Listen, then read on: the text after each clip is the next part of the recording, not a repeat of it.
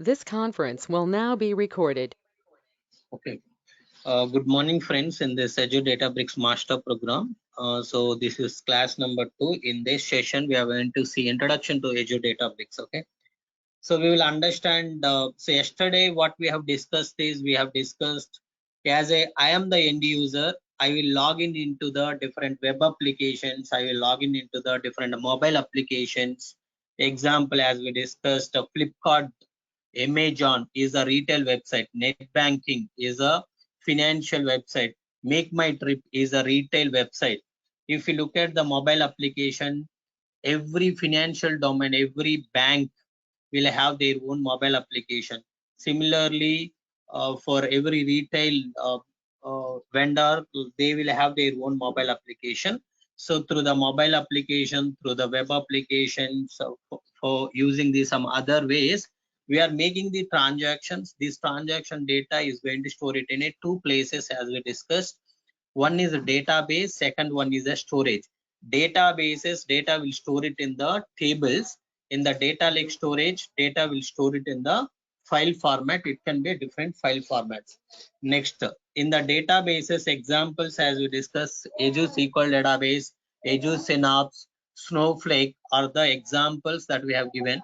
Similarly, when it comes to the storages, we discuss something called data lake storage, blob storage, and then what else we discussed, AWS S3. So these are the storages that we have discussed.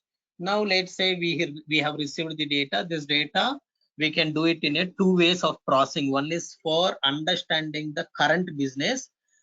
We are going to do the ETL, that is done by the data engineers. If you want to predict your business, that is a prediction analysis will be done by machine learning team, that will be done by data scientist. So as a data engineer, we are going to help the business to understand their current business using the ETL processing. So in all of this, yesterday, this is what we discussed. So today, what we are going to understand, okay, we received a big data. So as an architect, let's say I am an architect. So before I go to the business, I need to ask the business some questions. So what are the questions that you need to ask before you propose your architecture? You need to ask some questions to the client. What are the questions that you are going to ask to the client? Let me quickly discuss on this. Clear? So I just request, if anybody have any questions from yesterday's session, I'll be giving 2 minutes to quickly ask the questions. Then I'll start today's session. Okay. I just revised whatever we discussed.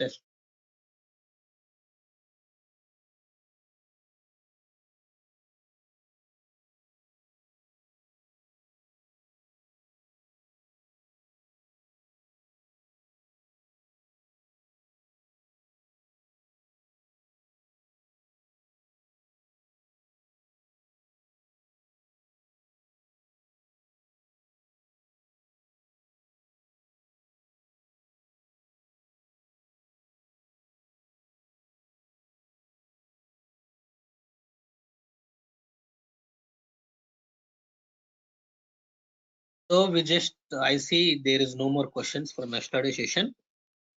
Fine. So let's see today, introduction to Azure Databricks.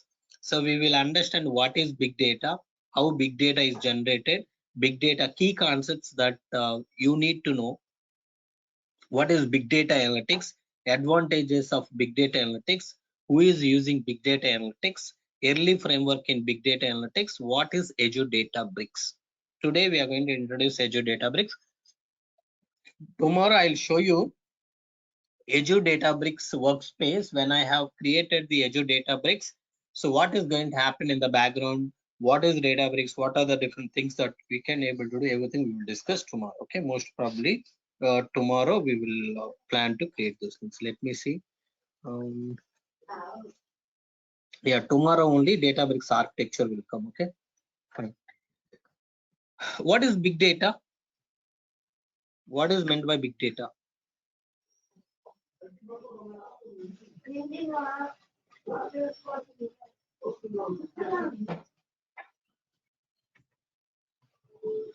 What is big data? See, big data is a field that creates ways to analyze, systematically extract information from or otherwise deal with the data sets that are too large or complex. We all We all know this, right? So big data is nothing but a data which is a very huge. So that's why data sets that are too large or complex is nothing but a big data we feel. But big data terminology, what it says is, which says from a very huge amount of data or complex data set, which is nothing but a complex data file. From there, instead of processing entire data, what you are doing, based on the requirement, you are analyzing what data you need, systematically extracting only the required information. Whatever data which you don't require, you are ignoring. You are systematically extracting the data, whatever is required. First, you are analyzing what you need, then based on the analysis, whatever you need, you are systematically extracting that information from where? From the big data sets that you have, or you can say complex data sets. Okay, simple. So there are different ways of data will be there. One is live data, second historical data, third one is analytical data, fourth predictive data, data for change. Live data means, let's say stock. So if you open stock market, right? So live data, it will keep showing you, right? So live data meaning like whatever is happening within a seconds, you are going to, okay, in real time, you will able to see what is happening. Example, live ATM mission. So once you draw the money, immediately it will tell you, so this much amount is debited from your account, this much amount is credited into your account. Okay, so if you go to any credit mission or ATM debit mission, so you will be able to see those things live.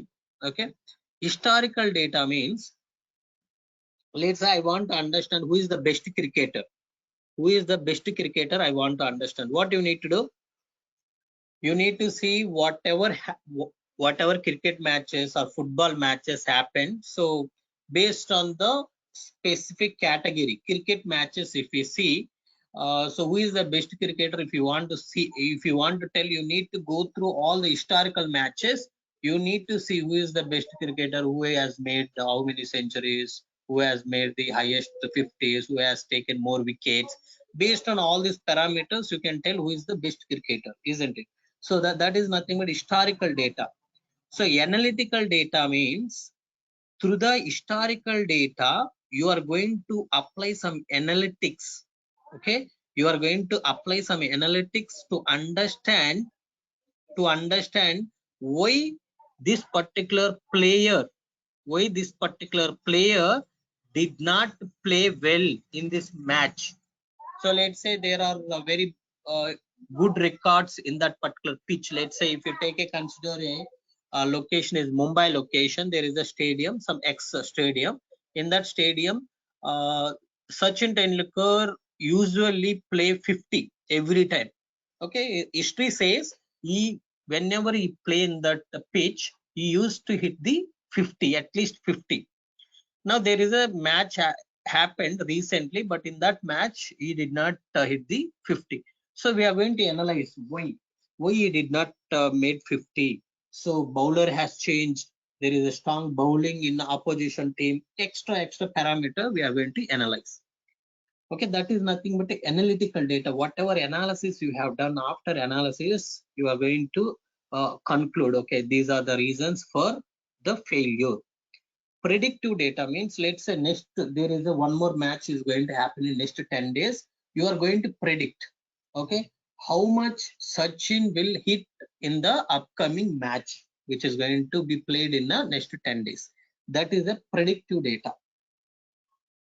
So data for change means, so you predicted something, there is a problem, so you may not be able to hit 50, or there is a losses in the business. What I predict as per the available data, I analyzed, I understand that there is a issue in the business. So in the next few months, we are going to get a huge loss. Now you see, everybody is talking about recession.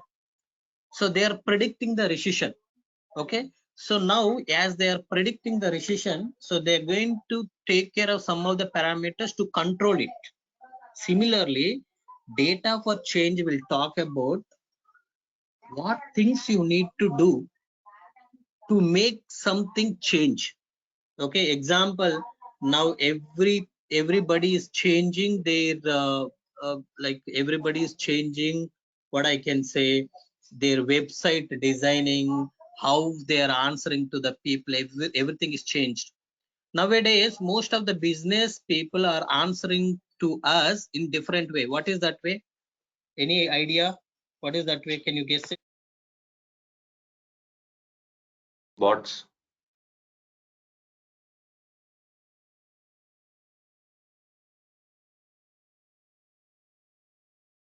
Customer care. Bots, chatbots.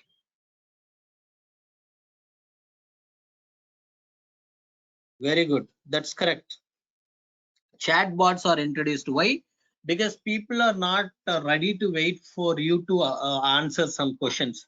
So some of the issues which are very simple, those they are answering through the live chat bots, right?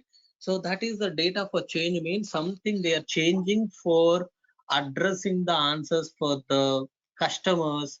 They're improving the services for the customers to attract the more customer to do the better business compared to what they are doing currently. Everybody understood live data, historical data, analytical data, predictive data, data for change. Let me know if you have any questions in this.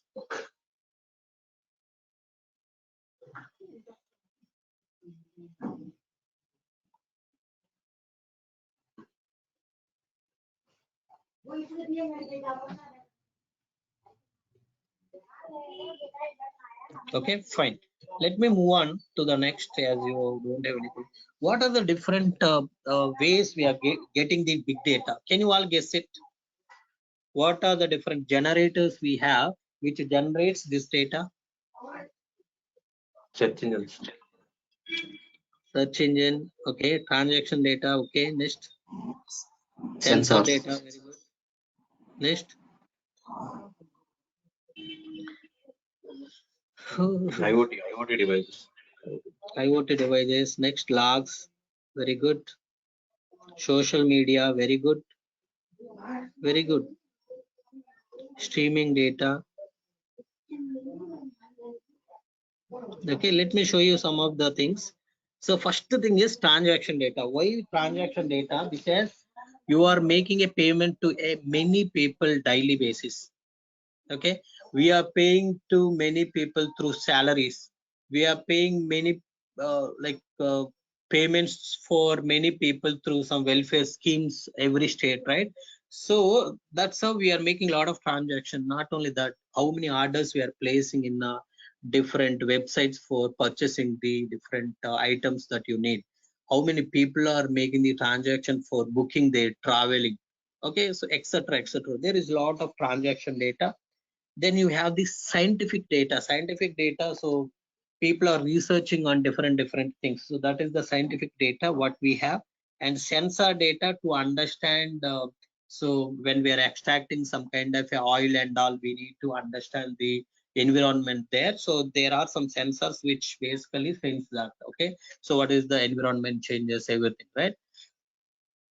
Similarly, let's say you have a car, like basically you have a sensor. What sensor will do? Whenever your car is hitting the wall or some nearby object, it is making the sound. How it is making the sound? So sensor is going to detect and it is making the alarm.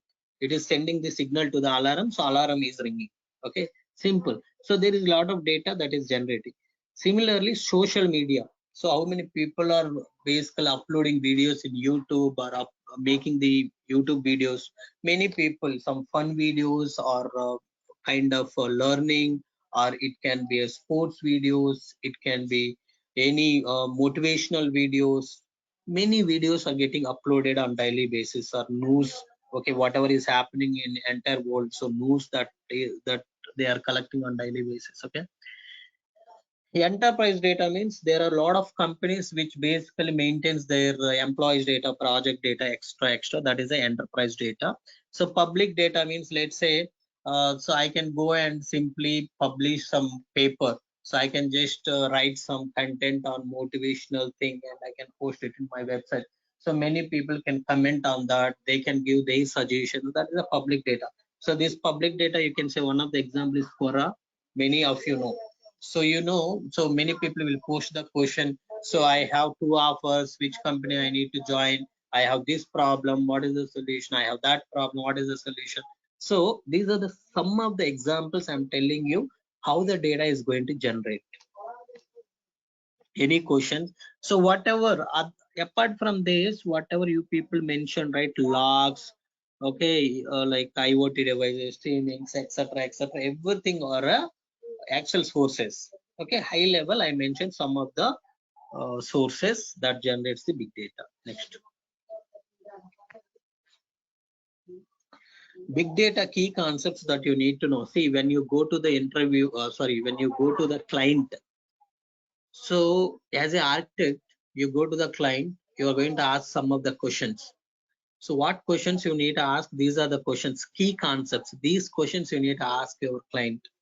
What are the questions you will ask generally? So you want to know what kind of data that they have at the client. So what are the questions you people will ask generally? Tell me, then I'll show this PPT. How data is extracted.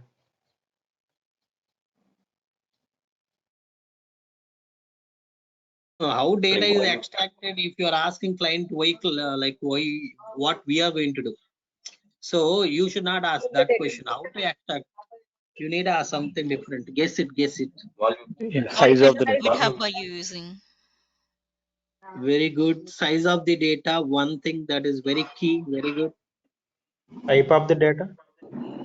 Type of the data. Very good. What kind of data dashboard they need Okay. analysis. Good. Good. Okay. Remember. So if you want to understand the data, so you need to understand three V3: velocity, volume, and variety. Okay. See, first data volume. Then we understand data velocity, data variety. These are the key concepts of the big data. Okay, so data volume. Data volume says volume provides amount of data and form of the data. Okay, so amount of data means how much data we have. Is it a some kind of a tables? If it is a tables, how many tables? If it is a files, how many files we are going to get? If it is a transaction, how many transaction records? How many records? If it is MBs, GBs, or terabytes or petabytes, how much size of the data that you have? You need to tell. Next, velocity. Velocity provides the time at which the data is collected and analyzed. So they wanted to do the processing needs to be done on daily basis or hourly basis or weekly basis or live data processing. How they wanted to do that is the data velocity. You need to say, is it a near time, real time, streams, batches?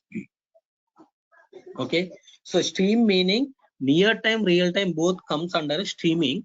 Near time meaning, so now the data is arrived, but after 5 minutes you will see that is a near real time. Real time means there is no like there is no gap in between, so it will be finished very quickly. Okay, batches means you will collect for 1 hour, you will process it. You will collect for 1 day, you will process it, like that.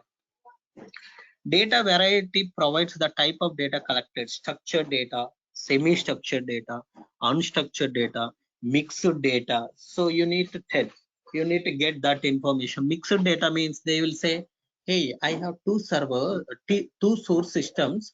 One source system is a database. We have structured data. I have another source where I am getting the semi-structured and unstructured data. When they say that, that is a mixed data that you need to collect and process it. Okay, these are the three terms you need to ask when you go to client. You need to ask, so may I know what are the different sources we have, how frequently data will be refreshed in those tables? Refreshed meaning velocity, how frequently the data will be refreshed, what is the amount of data that we are expecting, so what kind of data, in which format the data is coming. So all these questions you need to ask to the client before you design your architecture. Clear on this? Sir, data volume always varies. It's not a constant volume, depending on No, the no. events, how they See, are performing. So how can we say data yes, yes, yes. volume in a constant If pace? Nobody is going to tell you the data volume in constant ways. So that's why in the cloud we have something called auto scaling enabled. What is auto scaling? So suddenly, let's say generally you know, so maybe around you can say, like let's say 1 lakh to 2 lakhs in between, 1 lakh to 2 lakh transaction may happen daily basis, and an average you can say. So sometimes maybe it's a 3 lakhs, sometimes maybe only 50,000. So that's why we have auto scaling is enabled to process the data based on the data volume, increasing the compute processing. Once the processing is completed, it is going to terminate the computation to save the cost. So that is one of the main cloud advantage as well, right? So everything will be maintained by the cloud provider as per our data volume. It understand, it increase the computation power to process data quickly. So that's why data volume, nobody can tell a constant value. It's not possible at all. Whatever tools you are using, let's say I am basically do the 2 transactions on daily basis. Maybe I may not do later on. I will completely stop making any transaction through that particular bank. Maybe I'll do 10 transactions on some day. I have some amount received. I want to make some 10 transactions. I'll do it. So nobody can guess or nobody can predict how many transactions may happen in the future. Accurate value, nobody can get it. Only prediction. Let's say last 10 days, 10, 10, 8, 7, 10, 11, 12, something like that happen. You can just calculate average. You can say the average minimum, we will get this much amount, these many transactions. That's how you can guess it. Okay, but you need to ask this question to the client will give you some kind of a knowledge around. So you cannot imagine something, right? They know the business, how many tables are there, how many tables will get new data. They can tell you definitely the around the size of the data, not the accurate size of data.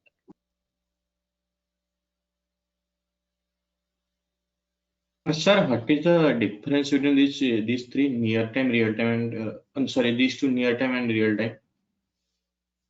Near time means there is a gap. You make transaction, like you withdraw money from your bank. So for 30 seconds or 1 minute, it is still showing money is not debited. That is nothing but a real time. It takes some time to effect. Real time means as soon as you withdraw amount, it will be debited from your account. That is a real time. Clear? Yeah, yes, sir.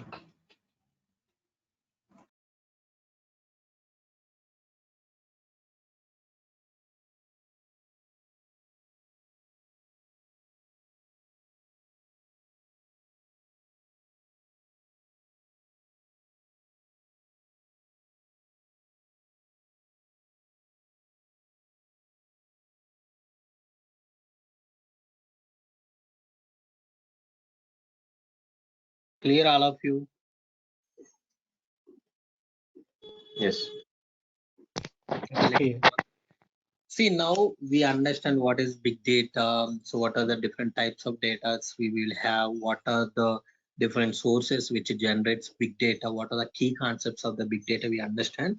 Now big data analytics.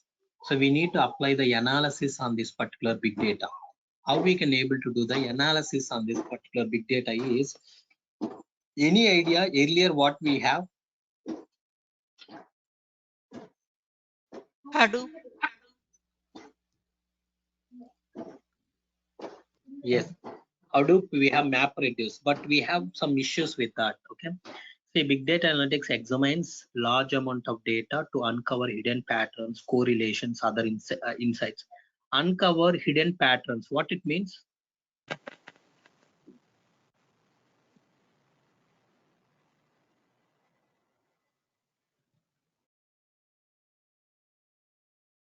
I mean, predictions based on the past data. Correct. So that is one thing. So what it indicates is exactly. So uncover hidden patterns means, let's say there is a pattern which says like generally there will be a transaction, minimum transaction that he can make generally as of now through this particular account, 10,000 is the minimum amount which is transferred. Maximum amount is 50,000 is transferred. Suddenly 5 lakhs amount is transferred. That is considered as a suspected transaction. So how they are identifying this particular transaction is, this is not within the range. This is not within the range. Okay, so they are identifying these kind of things. Okay, hidden patterns and correlation means through they will create some kind of a range variables, minimum range and maximum range. So if it is not falling between the minimum range and maximum range, they are going to trigger a notification. So immediately you will get a call from the respective call center saying that there is a transaction which has happened. Is it by you or somebody else? If you are from India and you try this through the SBI, immediately you will get this particular call, because I have experienced many times these kind of things. Okay, clear? So these kind of things we can examine to make to understand the suspected transactions. So remember earlier, whatever tools or technology that we have, it usually takes a lot of time to understand the business, how we are performing business. But nowadays, it will not take much time to understand how we are doing the business, because the kind of a tools or technology that we have, which process data real time, very quickly, very fast. It will process data with a less cost, and it will give you the information how we are performing the business. So that's why with today technology, it's possible to analyze your data and get answers from it almost immediately. You no need to wait for 24 hours, or you no need to wait for 1 day, something like that. Okay, an effort that's slower and less efficient with the more traditional business intelligence solutions. This effort is very slow and less efficient with the like traditional technologies, like earlier technologies. So with the today technology, you can also reduce the cost reduction. You can say big data technologies such as Hadoop and cloud-based analytics brings significant cost advantages when it comes to storing large amount of data. Okay, so cloud, it helps you to save, keep your data for a less charges. If you think that your data is not used, you can further archive it and store, which will much more cost efficient, which reduce the use cost. Okay, plus they can identify more efficient ways of doing the business. So based on your requirement, let's say you want to access this data very frequently for your business, they will keep it in a different storage system back end to make quickly available for you this particular data.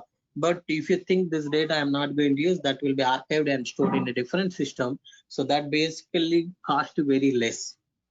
Okay, that's how different options we have nowadays for cost optimization and analyzing the data on immediately in real-time basis. Okay, that's what, again, faster and better decision making. Yes, with the speed of Hadoop and in-memory analytics, that is Spark. In-memory analytics means Spark. It combines the ability to analyze new sources of data. Businesses are able to analyze information immediately and make decisions based on what they have learned. So what is machine learning? Simple. If we have a new baby who has 1 year baby, if you take to the baby one apple and you say this is apple, again you take another sample of the apple, and if you say this is apple, this is apple, if you say 2 times, kid may confuse this is apple or not. If you try 10 times, kid may try. If you try 100 times, kid will definitely tell you this is an apple. How? Because kid will recognize, okay, the shape, the dimensions, the color, all these things, and they can able to tell you this is a apple. So similarly, now we have a machine learning. What machine learning things will do? Machine learning will learn from the previous data, and it will tell you what is going to happen to the future, so that you can able to take the decision very quickly. So as I mentioned, based on the requirements, how the business is changing, you need to introduce the new products and services to provide better solutions to the, or better services to the customer, so that you can make the customer happy, you can attract the new customer, you can do the better business.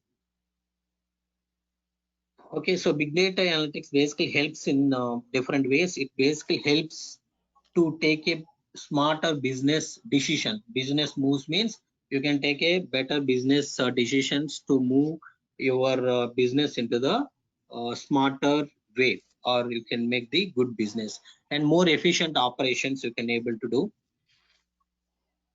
Higher profits. Higher profits means higher profits. Yeah, definitely when you understand how your business you are doing, definitely you can able to provide the better solutions, right? So when you provide the better solutions to avoid the losses, you will get a high profits. You as you are changing like as we discussed, chatbot, live chat, all these are helping the customers to answer their questions immediately, almost immediately, right? That makes customer also happy. So all these things we can able to achieve. So the summary is, with the today technology, we can able to analyze data quickly to understand how we are doing the business. So as we are going to understand how we are doing the business, we can take the decisions quickly, and we can avoid the losses. We can avoid the risk factor in our business, which definitely helps us to get the more profits in our business. Clear? Who is using big data? So life science, banking, healthcare, retail, government, manufacturing, etc., etc. These are the different domains which are using the big data analytics. Yes, please go on if you have any questions quickly. Yeah, you mentioned that in-memory analytics, right? Can you explain it? Okay, see, memory is costly. That's why so earlier people will not use much of the memory. They basically store data in the disk and they'll process it. But nowadays memory is little bit cheap. It's not that much cheap, but everybody is able to afford to purchase the memory. And once they purchase the memory, they like simple example is, if you store data in the memory and read it, it will just take you 1 minute. If you keep same data in the hard disk and read it, it takes at least 5 to 10 minutes. Example I'm giving you. Okay, so there is a issue with the hard disk, that is it takes more time to read. That's why in-memory services will process data much more quickly. So that's why I'm telling you, not only I am not telling. So in the Google, if you go and see here,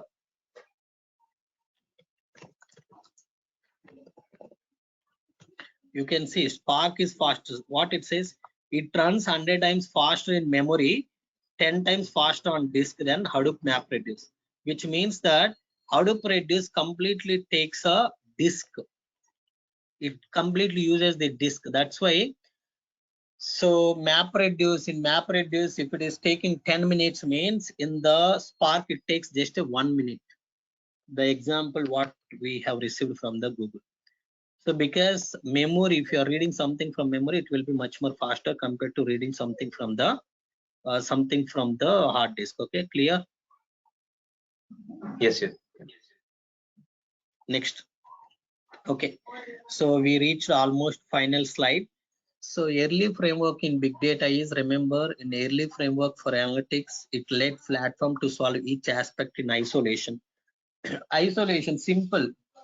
Why client will request some of the people to come and work in the on-site? Tell me. Because it's Data security. on-premise.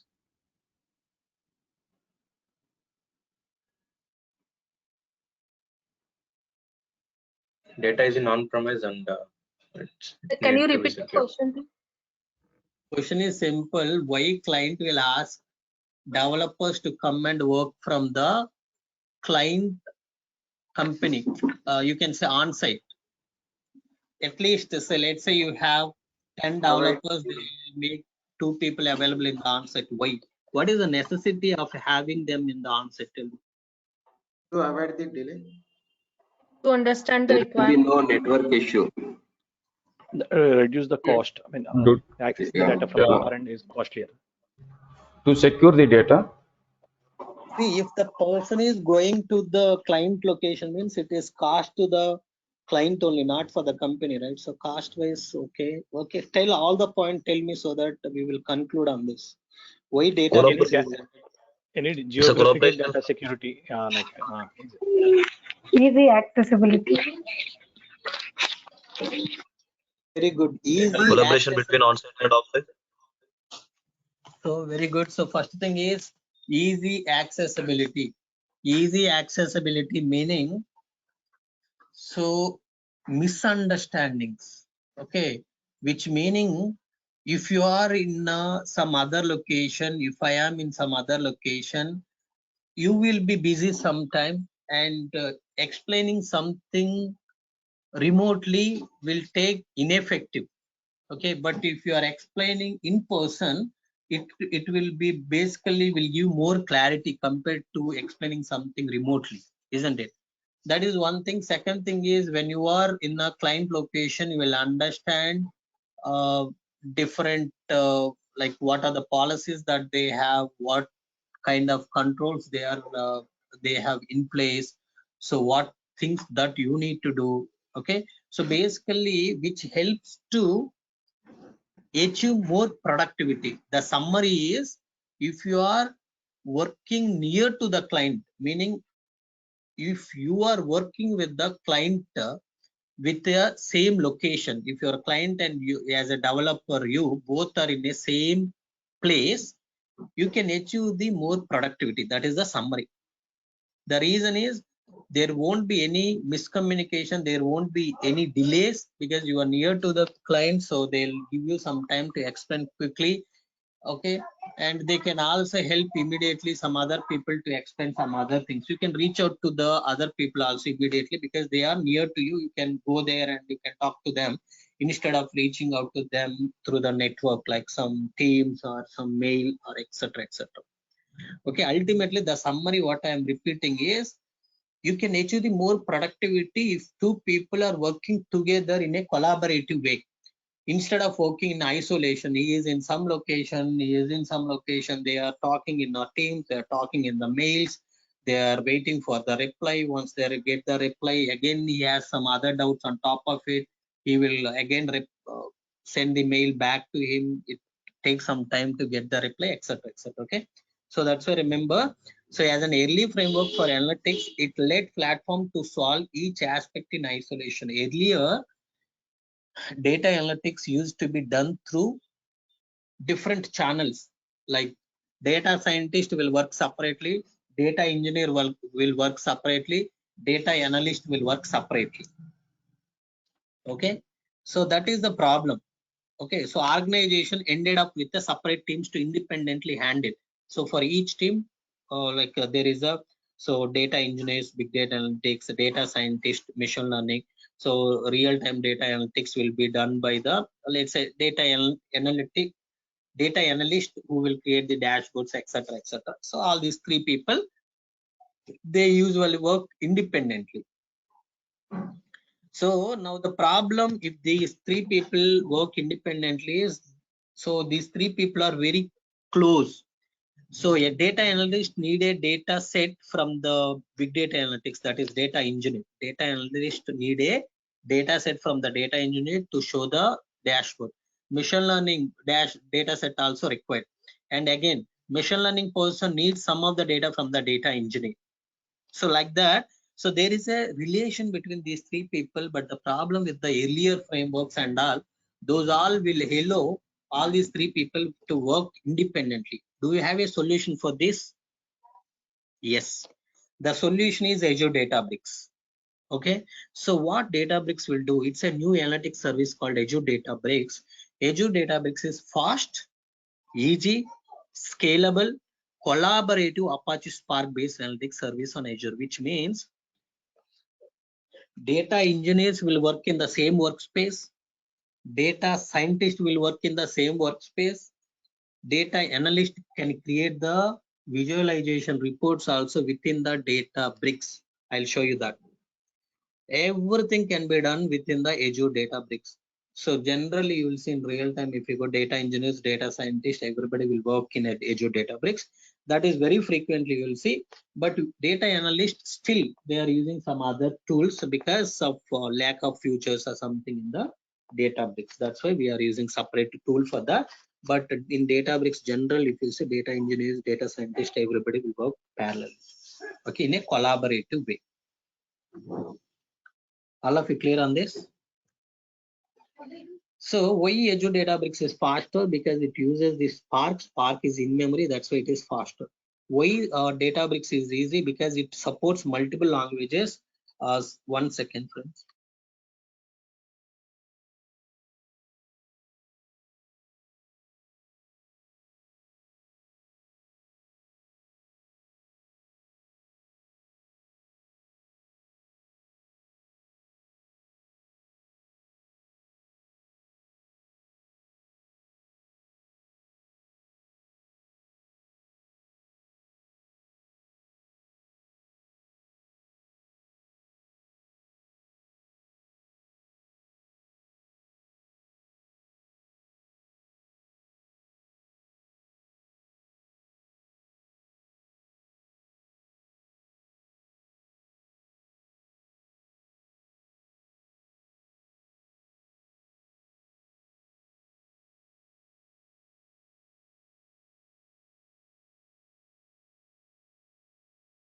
Okay, so it is easy. Why I am saying it is easy? Because it uses the Spark. Spark supports multiple languages: Python, SQL, Scala, or Java.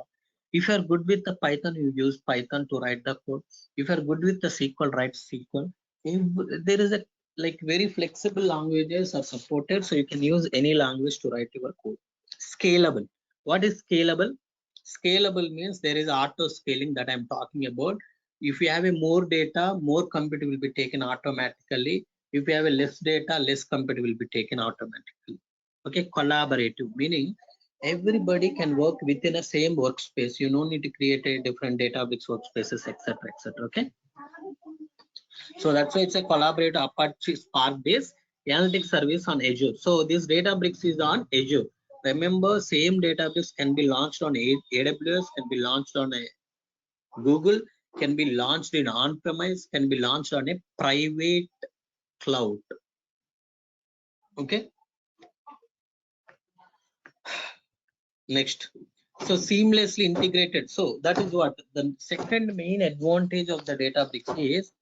In the data factory, you have limited some 12 services you can connect. But in the Databricks, you can connect to anything. If it is direct connection is not available, you have something called some third-party libraries, plugins. You can get the plugins, you can install the library. Using that library, you can connect.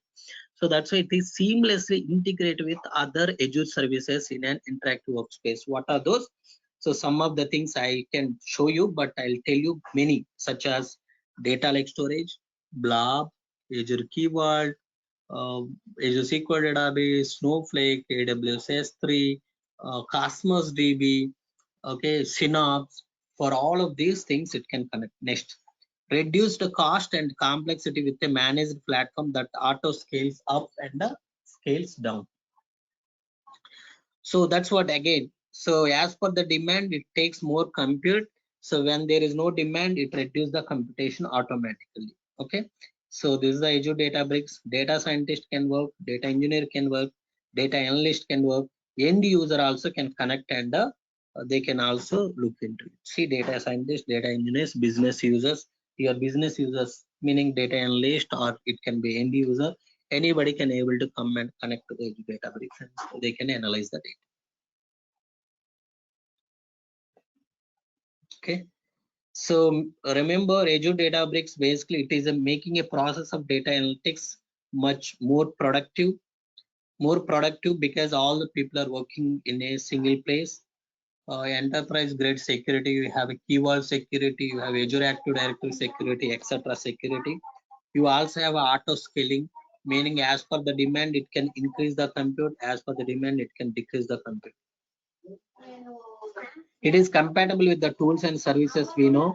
So Databricks can connect Azure Active Directory, Power BI, Azure Storage Shares, that is Blob, Data Lake Storage, Azure SQL Database, Synapse, Snowflake, Cosmos DB, etc. It can connect. Okay. So that's all, friends. I don't want to extend today's session. The reason is today completely theory. today's session is completely theory. That's why I don't want to go. So from tomorrow you will have the daily session, okay? Like a daily a lab session. So tomorrow we will see how to create Databricks workspace and what all things are going to create in the background, etc. You will see tomorrow, okay?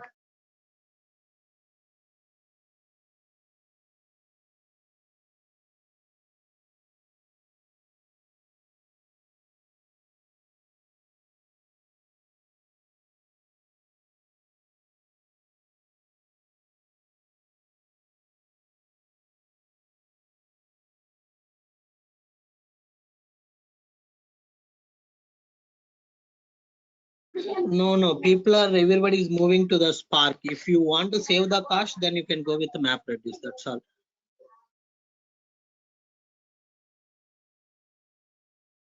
all. Sir, can you tell me what is Spark? Because I don't know what is Spark actually.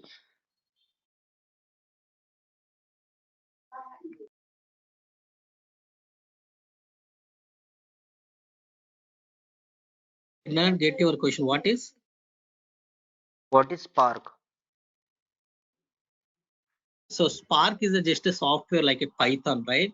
So that will be installed on the computers. You can write Spark code and submit. It uses the computer memory to process the data. That's why it is faster compared to the other services which uses the hard disk to process. Okay, so you will understand as sessions goes. Just wait, you can't understand now. So you need to understand how the Spark architecture, how the execution happens, what is happening in the background, everything we'll discuss. Hey, will you share PPT and recordings? Sharing only recorded session, PPTs, all these things will not be shared. Okay. Okay.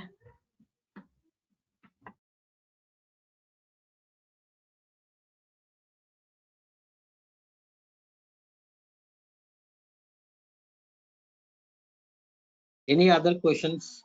Let me know if you have any other questions. Can we consider Apache Spark as a framework? Yes. It's a data processing engine. Okay, distributed cluster computing framework we will call it as. Okay.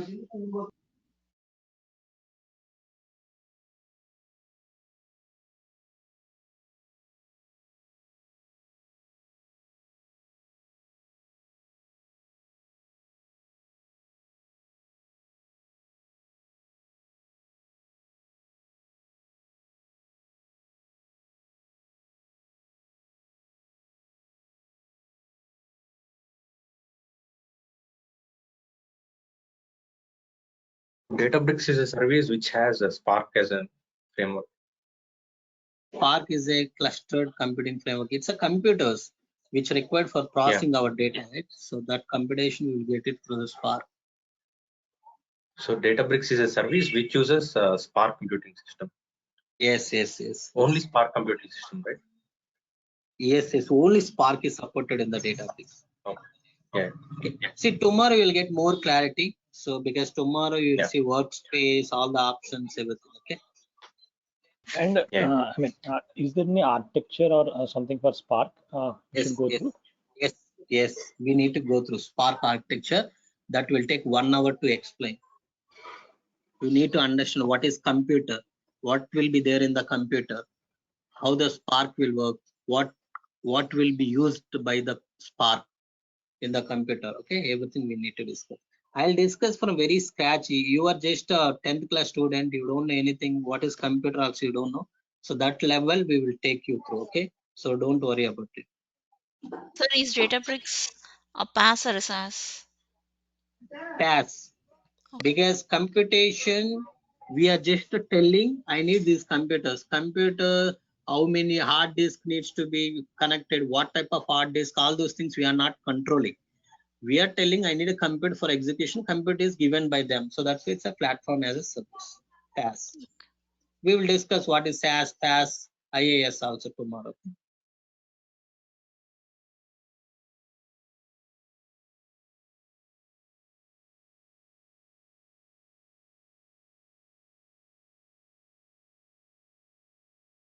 Okay, so I'll be sharing all recorded videos today. If anybody missed for like, if you have not shared your mail ID in the group, please share your mail ID. I'll be sharing the yesterday session and today's session in 1 hour from now. Okay. Okay then. Thank you all. Thank you. That's all for today. Thank you.